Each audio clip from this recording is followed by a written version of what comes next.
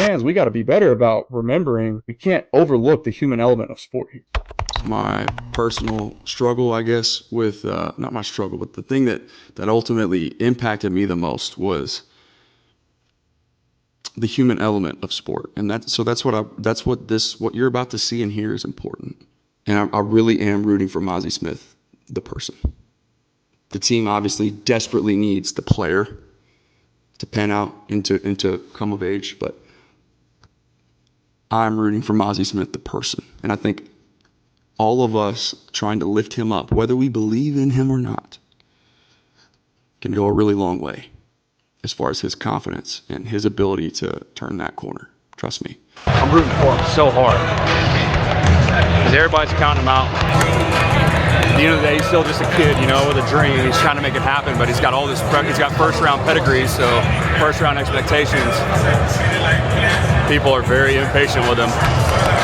And I understand why, because it's a gaping hole at his position, but it's not all on him, you know.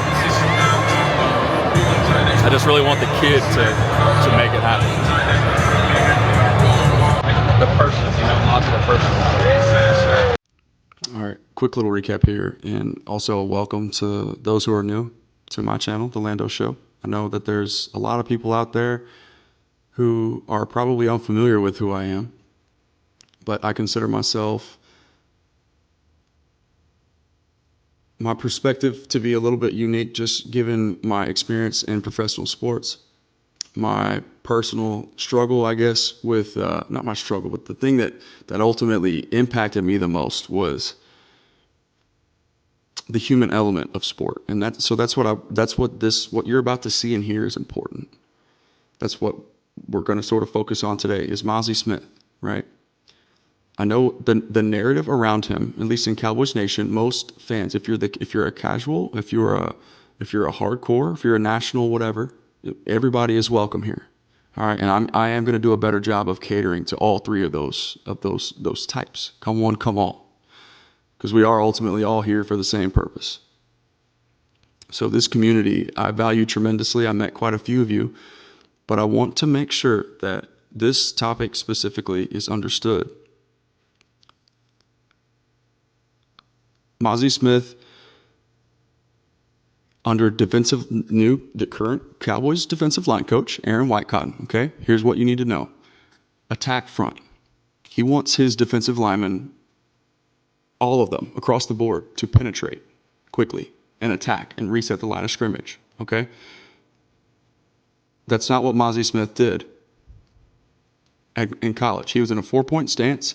The analogy that I like to often use is that you watch track runners, right? The most elite sprinters in the world, the fastest men and women on this planet, they stagger their stance to get out quicker. That's the most explosive way to conduct yourself prior to that, you know, that the start signal. Okay, so Mazi Smith, under Wink Martindale at Michigan, what made him a first-round draft pick, and by the way, number one on Bruce Feldman's college football's freaks list. Okay, Mazi was number one, considered by Bruce Feldman, who does this list every single year, heading into the college football season. Who are the freakiest athletes? And you know that definition of freaky is fluid, but Mazi Smith was number one, and for his ridiculous levels of strength and the feats that he performed. And here's one more example as to what I mean when I say that. At Michigan, the strength and conditioning staff had to get on with the manufacturer of one of their weight room equipment, or one of their weight room pieces of equipment. It was a push-pull machine, and there's videos of this. You can look it up if you want to. Mazi Smith was so strong that the amount of weight that the manufacturer of that particular machine, it's push-pull like this. Like you're pushing with one arm and you're pulling with the other, okay? It's a test of just brute power and force, superhuman strength, right? That Mazi displayed. But needless to say, that machine capped at about 600 pounds. They had to come in, the strength and conditioning staff at Michigan, to re-weld that piece of equipment to extend it. That way they could add more plates onto the bar, load it up heavier. And it was to the point to where he surpassed what the manufacturers, I guess, thought was possible by an extra 200 pounds. So I think it capped at 600 pounds, and they re-welded it to make it longer so that way they could add more weight so that Mazi could see how high what his strength would cap at on that particular machine. And it capped at 200 pounds past what the manufacturer thought was possible. Okay? So point being, and you're going to hear this in just a second. Once again, I think this is very important, so please just stick with me. Give me a couple more minutes here. Mazi, in year 1 under Dan Quinn, was attack front. Okay? Same thing, penetrate, get upfield, become a pass rusher, right? Year 2, Mike Zimmer, last year, more anchor front, attack versus anchor. I've got a piece put out on this if you're interested in diving a little bit deeper. So this would be for more of your below the surface fans, right? And by the way, once again, I'm Lando from the Lando Show, where my number one objective and my passion is to deliver the sports below the surface truth for the true fan, and that's you, if you're here right now. So make sure that you're subscribed to see more stuff like this, and just let me know what your thoughts are. Let's continue building this community, okay? 75,000 and counting across all socials right now. Pushing to 10K. Trying to get to 10K before the end of this season. I think we can do that together. But now, so it's year 3. Mazi Smith still has about $13 million guaranteed left on his rookie contract. I can't remember if that was for this calendar year or if total. I'll have to double check that, okay? But don't worry about the numbers right now. He's being asked to be somebody that he was not really, a pass rushy type coming out of college, okay? That's just the philosophy. That's what Matt Eberflus prefers, and that's what Aaron Whitecotton coaches. That's what he teaches, okay? Matt Eberflus is the new defensive coordinator for those who aren't familiar. So you've got pretty much like-minded, for the most part, as far as the defensive staff's philosophy. What Mazi, his ultimate shortcoming, and I think he has, by the way, so let's just clear up the narrative too real quick. I believe that he is suffering from his draft stock. It's created, I mean, when you're expected to produce a little bit quicker when you're a first round draft pick, I get it.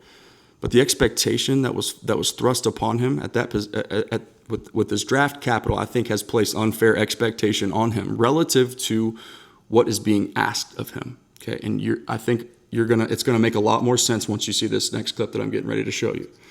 All right. I believe that has been misrepresented a little bit. He's not as bad as everybody says that he has been. There was growth last year under Mike Zimmer, but once again, it's a different philosophy. So I don't know whether Mazi Smith makes this team. What I do know is that defensive tackle position is the second most difficult position to translate in the NFL. And I explained that a little bit in that clip too. For those of you who are interested, right, more of your hardcore diehard fans, right? Your sports below the surface nerds like me. You can Google my name and attack versus anchor, or just scroll through my channel and you'll find it. One of my most recent videos, and it's listed on the thumbnail, so it's very clear for you.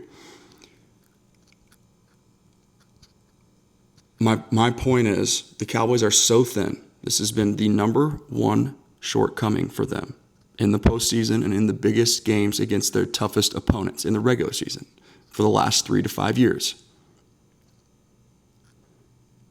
And that's just the sample size I'm referring to because it's the one that's most fresh on everybody's minds. This defensive tackle negligence has actually been persisting for quite some time.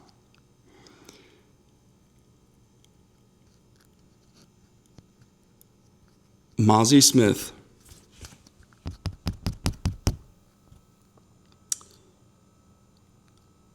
if you're telling me you're moving on from him,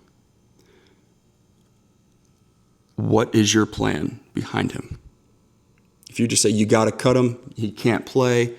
First of all, I would love to see more evidence of that. By the way, okay, let's also make sure he struggles with his get off.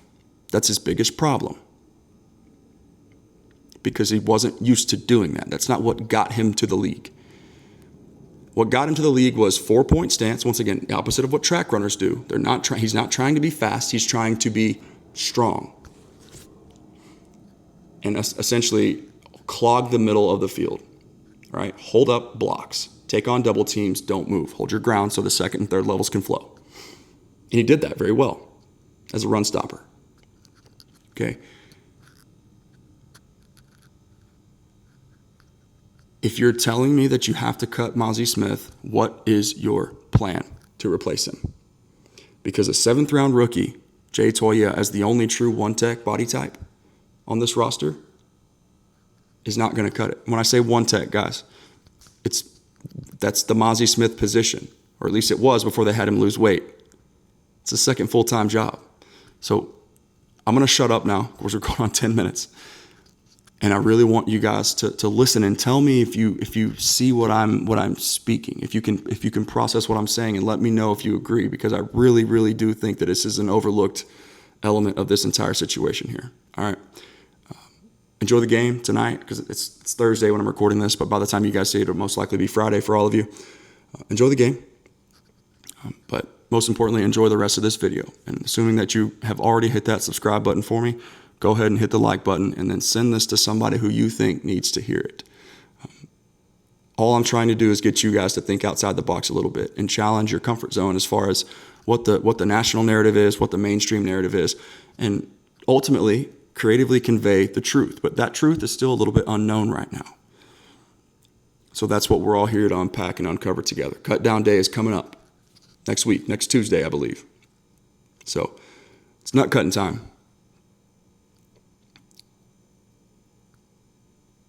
And I really am rooting for Mazi Smith, the person. The team obviously desperately needs the player to pan out and to come of age, but I'm rooting for Mazi Smith, the person. And I think all of us trying to lift him up, whether we believe in him or not, can go a really long way as far as his confidence and his ability to turn that corner. Trust me. Speaking from experience, you have just one right coach, one right voice in your corner, but much less countless fans in your corner constantly lifting you up, saying, hey, I got your back. Because guess what, guys? In life, in any aspect of life, the most negative voices are always going to be the loudest. So he hears you. He sees you. He's a kid. He has access to social media. Everybody has a platform, and everybody can say things, and words hurt people, you know? Mazi has a lot on his plate. That spotlight is huge. Okay. I'm rooting for Mazi Smith, the person, as much as I am the player. I don't think that I am, just because I know the one-dimensional pass rush heavy Cowboys they've had issues with teams who are willing to commit heavy personnel and downhill. And so what I want to do, I want to open this up and make sure we're gonna take a trip down memory lane here. And I'm going to just encourage you guys to think outside the box a little bit, okay?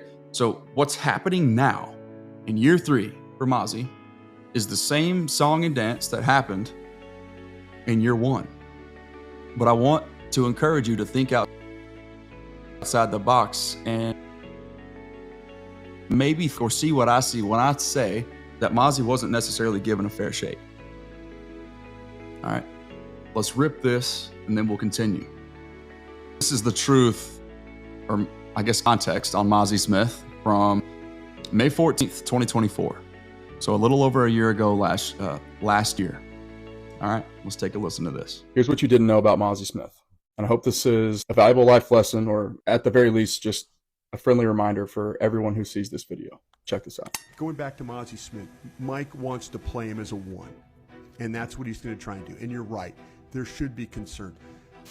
There should be some concern, though, about Mazi's well-being, though, Jeff. Oh. And well-being is something that people deal with. when they deal with, with having success, maybe not having success, struggling with, the pressures of things. So yeah, there's things of a young player when you deal with the expectations and then where you're at can be a little rough on players. Are you claiming they're human? I'm claiming the very human. How dare you? NFL players in general are under a microscope, right? But Can be a little rough on players. Are you claiming they're human? I'm claiming the very human. How dare you? NFL players in general are under a microscope, right? But when you play for America's favorite team to hate, that microscope gets quite a bit bigger. And that was the whole point that I was trying to get people to understand early on in my content making days in regards to Dak Prescott. But this is a classic example of why I've been so outspoken on behalf of Mazi Smith all offseason, even before this information was made public. Like on the surface level, maybe it seems silly. So those of you who are like, he's a professional athlete, he should be able to handle that. Okay, well, here would be my pushback. College to NFL defensive tackle transition is significant. It's drastic, right? Because you're essentially being tasked with wrestling other grown men who are as big and powerful. The most difficult position to translate into the NFL, in my opinion, second only to the quarterback position. Powerful as you are, but also a lot more technically refined. Okay, so it's already a very tough transition. But then on top of that, you're being tasked with dropping 40 pounds in a very, very quick amount of time, relatively speaking. The caloric deficit required to lose that much weight that quickly is insane. I don't think a lot of people take into account like what your body is doing whenever you're in that much of a deficit. Your strength suffers, your energy suffers, your mood suffers, your hormones are doing a bunch of wonky stuff. It's important. And the strength one is the most critical and criminal for the team, right? Because of what he was drafted here to do. Right? Be big, be strong, don't move. Just eat up some blocks, that way our linebackers can flow. Okay, but the other three are most criminal for Mazi himself, personally. All the physiological stuff that he's got to deal with, the mental stuff that goes along with losing that much weight. Mazi wasn't drafted here to help you with the pass rush. Right? Getting bullied up front because you can't stop the run is what got you bounced in the postseason. That's what he was drafted here for. But then you make him somebody that he's not, and somebody that you already have way too much of. It's already a difficult jump at that position from college to pro, but then you've got the extra nonsense thrown on top of that. Yeah, I can see that stressing somebody out to the point of where he feels like he's completely overwhelmed.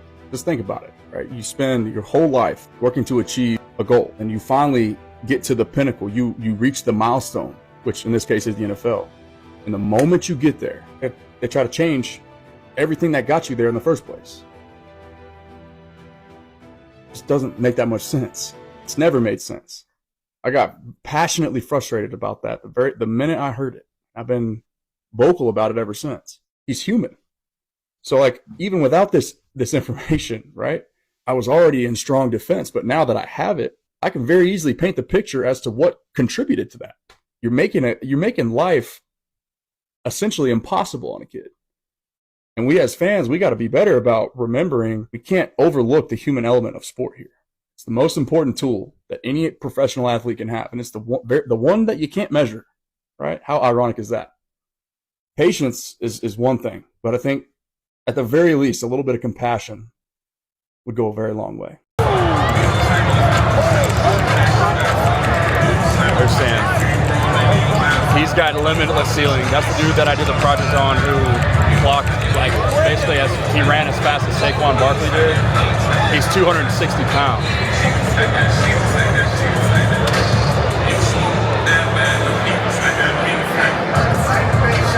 Now, he didn't have pads on. Saquon had pads on when he did it. That's the difference, but still.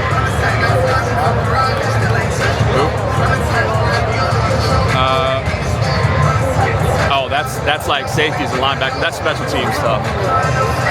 That's all teams. I probably need to be. Say, subscribe to the channel, please. Say, hook 'em horns. Say, go Cowboys. Go Cowboys! Say, woohoo! Say, talk to you soon.